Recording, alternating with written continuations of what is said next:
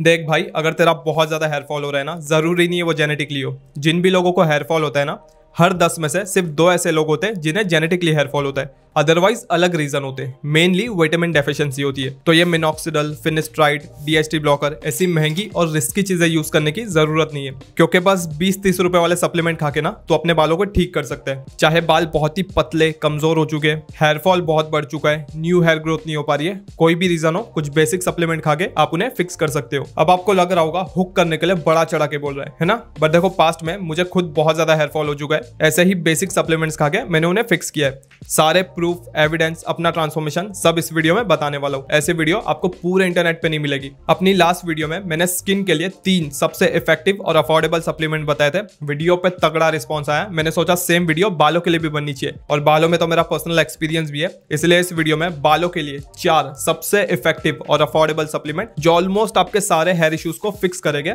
Number 1 वाला तो मतलब सबसे ज्यादा इफेक्टिव और अफोर्डेबल होगा, इसलिए वीडियो पूरी देखना। तो बालों के लिए सबसे पहला और सबसे ज्यादा इफेक्टिव जो सप्लीमेंट है दैट इज विटामिन D3। देखो वैसे तो विटामिन D3 की कमी से ना हमारी बॉडी में बहुत दिक्कतें आती है, लेकिन मेनली हेयर फॉल होता है। बिकॉज विटामिन D3 की कमी से ना हमारे जो हेयर फॉलिकल्स है ये काफी वीक हो जाते हैं, जिससे हमारे बाल ना बहुत ही पतले कमजोर होकर झड़ने लगते हैं। आई मीन हेयर फॉल होता है, और न्यू हेयर ग्रोथ भी ना ठीक से नहीं हो पाती। और एक बात बताऊं, डर जाओगे, इंडिया में ना मोर देन 80% लोगों को विटामिन D3 की डेफिशिएंसी है। तो अगर आपको हेयर फॉल हो रहा है ना, एक बहुत बड़ा रीजन आपकी बॉडी में विटामिन D3 की कमी हो सकता है। अब पता कैसे करें कि बॉडी में विटामिन D3 की कमी है या नहीं है, ये मैं आपको अपनी स्टोरी से बताता हूँ। तो देखो 2023 में ना मेरी बॉडी में बहुत दिक्कतें आने लगी थी। जैसे मुझे बैक पेन होता था, मेरे सिर में दर्द रहता था, बॉडी में ना एनर्जी नहीं रहती थी, बहुत ही डिप्रेस फील करता था मैं, कुछ करने मन नहीं होता था, और दांतों में सेंसिटिविटी आ गई थी। और भाई मेरा हेयर फॉल तो इतना होता था ना कि अगर मैं शर्टलेस घूमू ना, लिटरली मुझे फील होता था मेरे शोल्डर पे, बैक पे ना ऐसे बाल श्रेड होके गिर रहे। मतलब बिना बालों को टच किए बिना मेरे बालों की श्रेडिंग होती थी,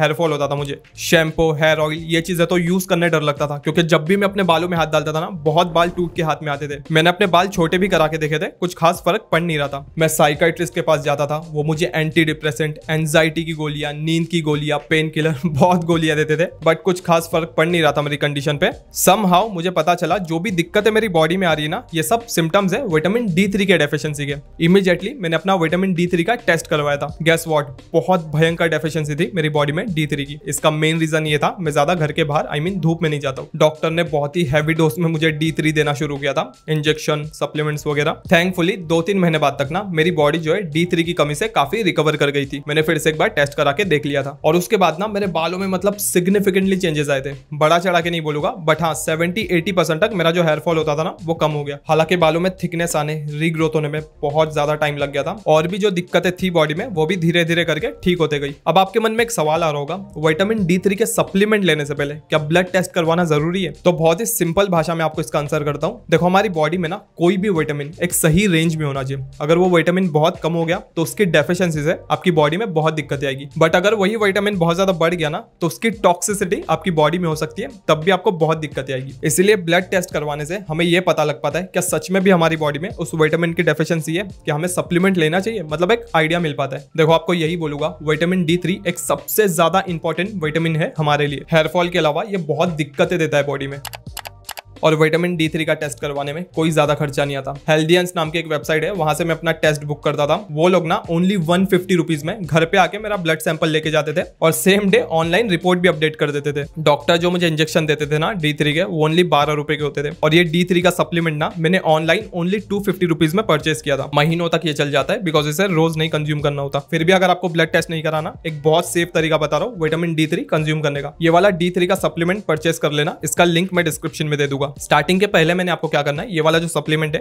ये कैप्सूल है, सॉफ्ट कैप्सूल। हर एक हफ्ते के गैप में आपको एक कैप्सूल खानी है, मतलब पूरे महीने में आप सिर्फ 4 कैप्सूल खाओगे। सेकंड मंथ आपको क्या करना है, हर 2 हफ्ते के गैप में एक कैप्सूल खानी है, मतलब पूरे महीने में आप बस 2 कैप्सूल खाओगे। और थर्ड मंथ से ना आपको मंथली बस 1 कैप्सूल खानी है, और ये कंटिन्यू रखना है। और डेली 10 से 15 मिनट आपको धूप में भी निकलना है, नेचुरली विटामिन D3 लेने। एकदम हार्श सनलाइट में मत चले जाना, सनराइज या फिर सनसेट के टाइम, सनलाइट जब बहुत लाइट होती है ना उस टाइम धूप में निकलना। अगेन याद दिला दूं, विटामिन D3 एक बहुत इंपॉर्टेंट विटामिन है। इसकी कमी से बहुत दिक्कतें आती है, बॉडी में हेयर फॉल भी होता है। इंडिया में मोर देन 80% लोगों को इसकी डेफिशिएंसी है। अब जो सेकंड इंपॉर्टेंट सप्लीमेंट है ना बालों के लिए, एक्चुअली एक नहीं दो है, दैट इज विटामिन B12 और आयरन। अब इन दोनों को एक साथ इसलिए बता रहा हूँ बिकॉज ये दोनों ना आपस में लिंक है। ये दोनों मिलकर पता है क्या करते हैं, जो भी इंपॉर्टेंट न्यूट्रिएंट्स या फिर ऑक्सीजन होता है ना, उसे हमारे हेयर फॉलिकल्स तक पहुंचाने का काम करते हैं। तो अगर आपकी बॉडी में इन दोनों में से किसी एक की या दोनों की कमी आ गई ना, तो जो भी इंपॉर्टेंट न्यूट्रिएंट्स या ऑक्सीजन है ना, वो आपके हेयर फॉलिकल्स तक ठीक से पहुंच ही नहीं पाएगा, जिससे आपके हेयर फॉलिकल्स काफी वीक पड़ जाएंगे, बाल पतले कमजोर होके झड़ने लगेंगे, हेयर फॉल बहुत बढ़ जाएगा और न्यू हेयर ग्रोथ भी नहीं हो पाएगी। इंडिया में मोर देन 50% लोगों को विटामिन B12 की डेफिशिएंसी है और मोर देन 40% लोगों को आयरन की डेफिशिएंसी है। मतलब हर दो में से एक इंसान को या तो विटामिन B12 या फिर आयरन की डेफिशिएंसी है, जो कि एक बहुत बड़ा रीजन हो सकता है आपके हेयर इश्यूज होने का।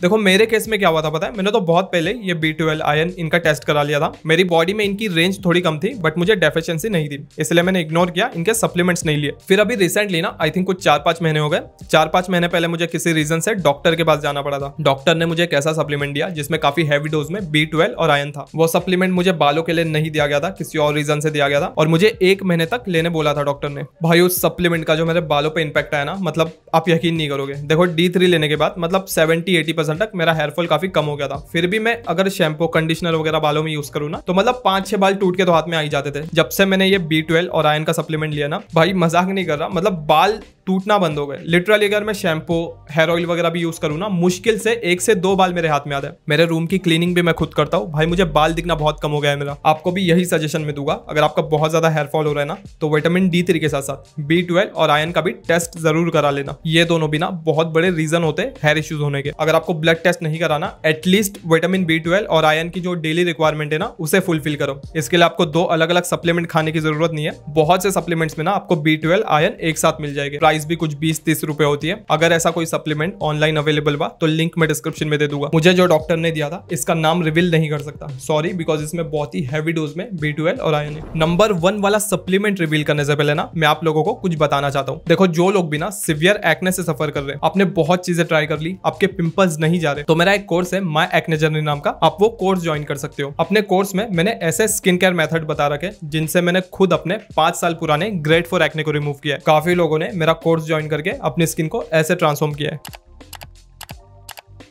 मेरा कोर्स डिजाइन है स्पेशली पिंपल्स वालों के लिए। अगर आपको पिंपल्स की वजह से डार्क स्पॉट स्कार्स होते जा रहे हैं, तब भी आप मेरा कोर्स ज्वाइन कर सकते हो। आपकी ऑयली स्किन भी एकदम नॉर्मल हो जाएगी। और हाँ, जो लोग भी मेरा कोर्स ज्वाइन करते हैं उन्हें मैं पर्सनली भी गाइड करता हूँ। आप मुझसे मेरी वेबसाइट पे या फिर इंस्टाग्राम पे चैट कर सकते हो, आई मीन गाइडेंस ले सकते हो। और अर्ली विंटर ऑफर में मेरे कोर्स पे ना 70% ऑफ चल रहा है, जो कि एक लिमिटेड टाइम पीरियड ऑफर है। तो कोर्स का लिंक मैं डिस्क्रिप्शन में दे रहा हूँ, ये वीडियो एंड होते ही जाके कोर्स चेकआउट कर लेना। तो अब बात करते हैं नंबर 1 वाले सप्लीमेंट की, जो बालों के लिए सबसे ज्यादा इफेक्टिव और अफोर्डेबल है। दैट इज विटामिन B7, मतलब के बायोटीन। आपको याद है अपनी लास्ट वीडियो में मैंने आपको एक बात बोली थी, स्किन केयर इंडस्ट्री में बहुत से ट्रेंड्स आएंगे जाएंगे, बट विटामिन C को कोई रिप्लेस नहीं कर पाएगा। वही सेम बात बायोटीन पे भी अप्लाई होती है। हेयर केयर इंडस्ट्री में बहुत से ट्रेंड्स आएंगे जाएंगे, बट बायोटीन को कोई रिप्लेस नहीं कर पाएगा। हमारे बाल ना मोर देन 80% कैरेटीन प्रोटीन से बने होते हैं। बायोटीन कैरेटीन प्रोडक्शन को बढ़ाता है। ये हमारे हेयर फॉलिकल्स को भी काफी स्ट्रॉन्ग बनाता है, जिससे ऑलमोस्ट हमारे सारे हेयर इश्यूज फिक्स हो जाते हैं। देखो हेयर फॉलिकल स्ट्रॉन्ग होने से ना बालों की जो श्रेडिंग है, आई मीन जो हेयर फॉल है, वो काफी कम हो जाता है। अगर आपके बाल बहुत ही पतले कमजोर हो चुके हैं, तो बायोटीन बालों में थिकनेस देगा, उन्हें सिल्की स्मूथ भी बनाएगा। और बायोटीन ना न्यू हेयर ग्रोथ को भी काफी तेजी से प्रमोट करता है। बेसिकली आपके बालों में एक अच्छी ग्रोथ देगा, अच्छा वॉल्यूम देगा, आपके बालों को थिक स्ट्रॉन्ग बनाएगा, सिल्की स्मूथ बनाएगा, हेयर फॉल को आपके काफी कम कर देगा। और बायोटीन ना स्किन और नेल्स के लिए भी बहुत बेनिफिशियल होता है। साइड इफेक्ट के मामले में ये बहुत सेफ है, बिकॉज बायोटीन ना एक वाटर सॉल्युबल विटामिन है। अगर आप इसकी हैवी डोज भी कंज्यूम करोगे ना, तो आपकी बॉडी को जितना रिक्वायरमेंट है ओनली उतना ही अब्सॉर्ब होगा, बाकी का यूरिन के थ्रू आपकी बॉडी निकाल देगी। कोई भी साइड इफेक्ट या टॉक्सिसिटी बायोटीन की वजह से नहीं देखी जाती। देखो अगर आपको D3, B12, आयरन इनमें से किसी की वजह से बहुत हेयर लॉस हो चुका है, तो इन सप्लीमेंट्स के साथ साथ ना आप रिकवरी के लिए बायोटीन को भी यूज कर सकते हो। और अगर आपकी बॉडी में स्पेसिफिकली बायोटीन की कमी रही ना,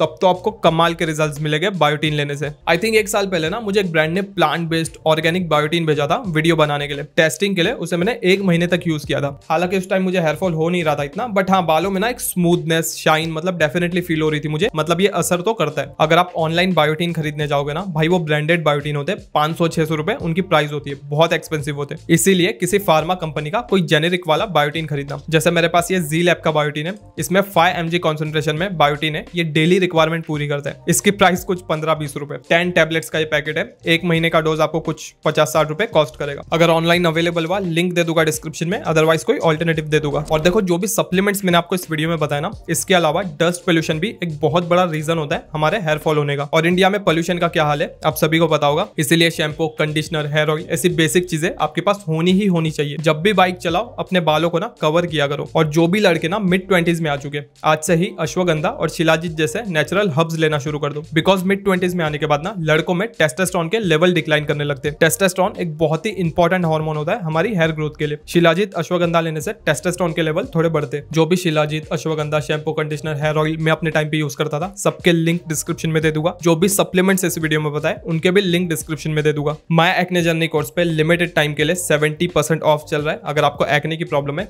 कोर्स मेरा जरूर चेकआउट करना, उसका भी लिंक डिस्क्रिप्शन में।